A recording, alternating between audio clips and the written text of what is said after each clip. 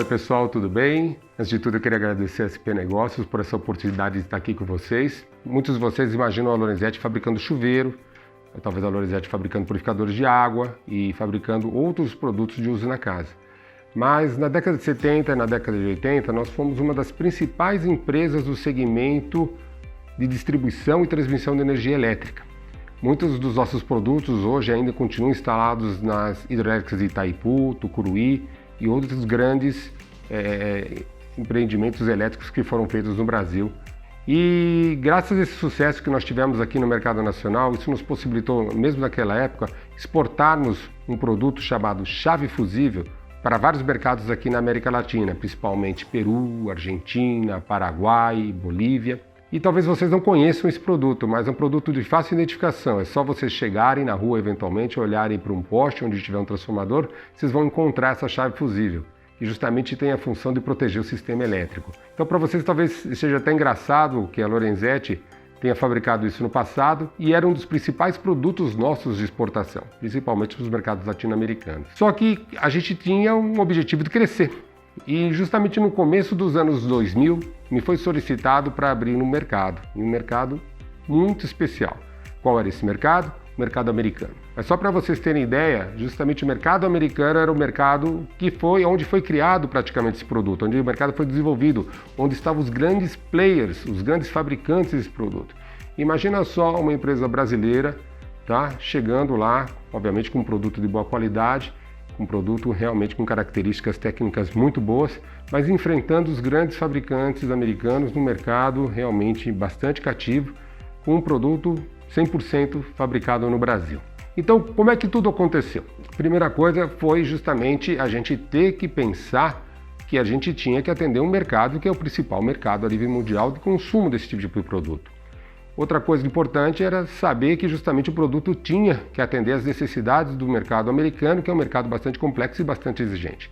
Então, onde é que eu comecei, onde é que começou tudo em termos de planejamento? Por ser um produto internacional, um produto que atendia várias demandas de outros países, nós já tínhamos conhecimento que efetivamente o produto atendia a maioria das bases. E outra coisa que a gente já sabia também é que os nossos principais concorrentes eram justamente os fabricantes americanos, e isso se dava justamente quando nós participávamos de concorrências internacionais. Aí, a partir desse ponto de intersecção de informações, eu comecei a dar uma olhada justamente o que a gente poderia fazer em termos de preço. Nós sabíamos que aqui no mercado latino-americano nós éramos competitivos e que nós tínhamos condições inclusive de sermos mais competitivos do que os próprios americanos. Agora, a incógnita era como entrar naquele mercado. Será que o preço nosso daria? Será que nós conseguiríamos concorrer com esses fabricantes? Aí justamente precisávamos de informações mais complexas e naquela época, no começo dos anos 2000, a gente não tinha a abundância de informações que a gente tem hoje.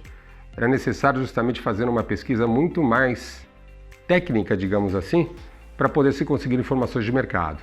E uma das coisas que nós justamente precisávamos saber também eram como a gente podia enfrentar a barreira que eventualmente iria acontecer com a entrada do nosso produto. Então, uma das coisas que a gente também foi atrás para tentar descobrir seria um porto de entrada lá. Não falo um porto físico, mas aonde seria o local de entrada onde o nosso produto seria de uma melhor aceitação. E outra coisa que a gente também teve que analisar se nós teríamos capacidade produtiva para poder atender aquela eventual demanda que poderia vir a ocorrer, que, como todo mundo sabe, o mercado americano costuma demandar e demandar muito. E aí, depois de todo esse planejamento, a gente tinha que partir justamente para a fase de execução. Não minto a vocês que essa parte de planejamento, só de pesquisa, entre outras coisas, me levou praticamente quase um ano, tá? Entre ficar olhando o mercado, pesquisando, conversando e justamente tentando identificar todas aquelas coisas que eu mencionei para vocês antes. Dentro da fase de execução, qual era o planejamento que nós tínhamos? Era encontrar o quê? Um distribuidor. Porque, na verdade, a gente sabia que ia ser muito complicado irmos direto às concessionárias de energia elétrica. Então, aí veio justamente a incógnita. Quem poderia ser um distribuidor que viria comprar um produto feito no Brasil, que não tinha uma marca naquela época conhecida no mercado americano e que pudesse justamente nos apoiar em toda essa pesquisa que nós precisaríamos fazer em loco. E aí a gente acabou conversando com muitas pessoas justamente para tentar encontrar esse distribuidor e, por incrível que pareça, graças aos contatos que eu tinha na época, nós encontramos uma empresa que era distribuidor de um concorrente nosso. por incrível que pareça falar um concorrente, mas não um concorrente nessa linha, nesse segmento de chaves fusíveis, mas sim de outro produto que nós fabricamos também, que eram isoladores de porcelana. Porém, como eu tinha um relacionamento muito bom com as pessoas lá, e houve um comprometimento, obviamente, da nossa parte, de não concorrermos nessa linha com eles, a gente acabou conseguindo conversar com esse distribuidor. E a gente acabou criando um relacionamento muito interessante entre todas as empresas, que uma acabou apoiando a outra de uma forma ou de outra nessa prospecção de mercado que acabou acontecendo. E aí o que a gente acabou fazendo? Começou a fazer toda a parte de execução, que envolvia o quê? Envolvia justamente aquela prospecção de mercado em loco, porque até então nós estamos fazendo uma prospecção de mercado com informações que nós conseguimos obter de forma remota, tá? E aí começamos fazendo viagens aos Estados Unidos, tá? Visitando os clientes potenciais. Isso envolveu várias viagens, não foram poucas, tá? Para a gente poder justamente conhecer um pouco mais, entender um pouco mais dos fabricantes, dos concorrentes.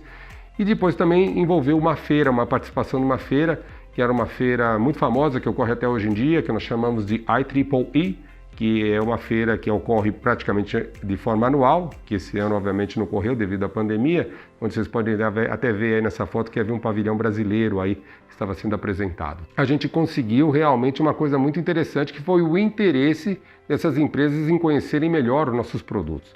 E então a gente foi começando a fazer um trabalho de desenvolvimento de envio de amostras, de justamente apresentar certificados técnicos, e aí houve um probleminha, que era na verdade um problemão. E qual foi esse problema? Eles falaram que o produto é muito bom, aparentemente ele vai atender a nossa demanda, teoricamente o preço de vocês é conveniente, porém a gente quer ter certeza que o produto de vocês efetivamente vai funcionar no mercado. E a gente gostaria de ter um relatório de ensaio feito por um laboratório credenciado ou de confiança aqui do mercado americano. Bom, naquela época nós tínhamos relatórios de ensaio que foram feitos aqui no Brasil pelo CEPEL, porém a gente chama esses relatórios, eu chamava esses relatórios de relatórios de ensaio de tipo. O que é isso aí, gente? É um relatório que você comprova que o projeto do seu produto atendem às normas e às especificações que eram exigidas naquela época. Só que esses relatórios eram feitos em grandes laboratórios e somente o CEPEL aqui no Brasil, lá especificamente no Rio de Janeiro, tinha condições de fazer, porque era um ensaio que envolvia uma questão técnica bastante pesada, porque esse tipo de produto, ele sofre um ensaio de interrupção, que a gente chama, que envolve 10.000 amperes. Talvez muitos de vocês não entendam muito essa parte elétrica, mas 10.000 amperes é muito ampere, é uma potência dissipada muito grande. Tanto é que quando esse tipo de ensaio é feito, muitas vezes tem que se preparar, o laboratório se prepara, se desconecta tudo, porque a quantidade de energia demandada era realmente uma energia muito grande. Aí chegou num ponto de intersecção, porque era um ensaio que não podia ser feito em qualquer lugar, requeria um investimento em termos de capital bastante grande também. Conversamos com a empresa, no caso a Lorenzetti, procuramos um laboratório, o laboratório escolhido foi um laboratório no Canadá chamado PowerTech, mais especificamente na cidade de Vancouver, e decidimos fazer os ensaios, porque senão não haveria condições de abrir o mercado. Nesse processo todo, entre essa brincadeira de começar a fazer prospecção de mercado, e nesse tempo todo de pesquisa, e entre fazer o relatório de ensaio, foram quase 2 anos, tá, gente?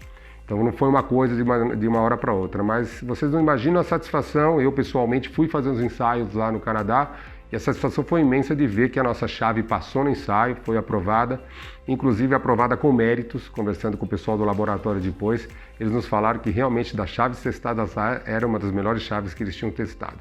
Bom, com base nisso depois veio justamente a satisfação de a gente poder começar a fazer os embarques para os Estados Unidos.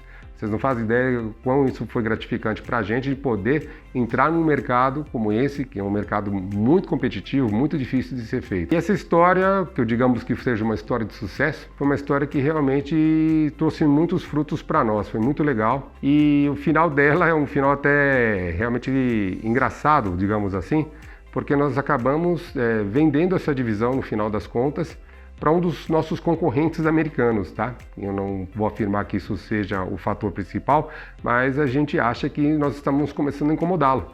E esse foi o motivo que eles acabaram fechando a compra dessa unidade nossa, foi quando nós saímos do mercado. Então o que eu gostaria de fazer agora é deixar algumas dicas para vocês. E antes de tudo eu gostaria de falar que exportar não é uma coisa fácil. Antes de tudo, se você pensa em exportar, pesquise. A pesquisa é uma coisa extremamente importante. Fuja do achismo. O achismo é a pior coisa que pode acontecer. Essa história, olha, eu acho que dá, eu acho que pode, eu acho que serve. Não dá jeito, gente. Vocês têm que pensar de forma objetiva e para isso vocês precisam de informação. E hoje a informação ela está muito mais acessível do que há um tempo atrás.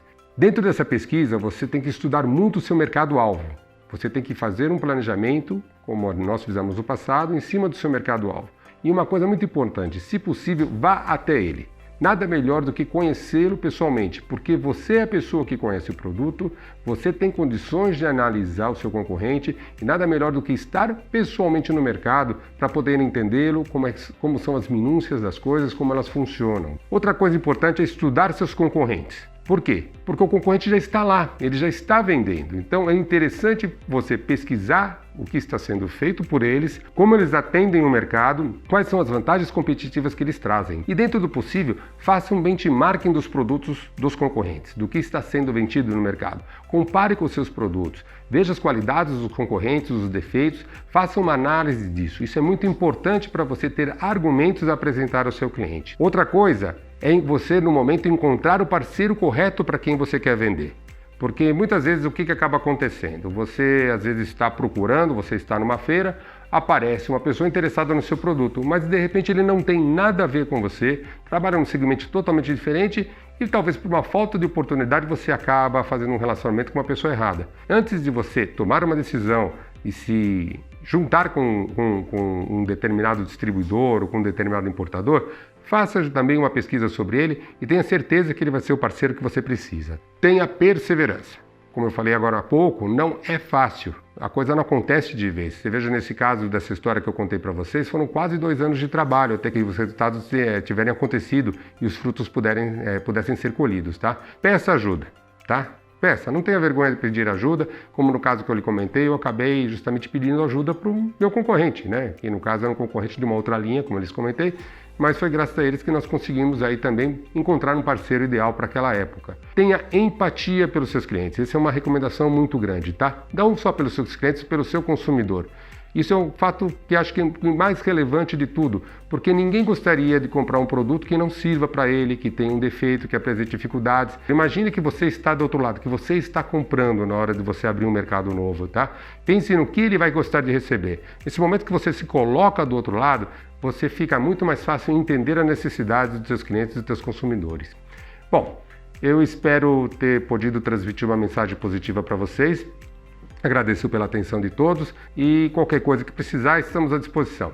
Obrigado por tudo, um grande abraço e sucesso. Tchau, tchau.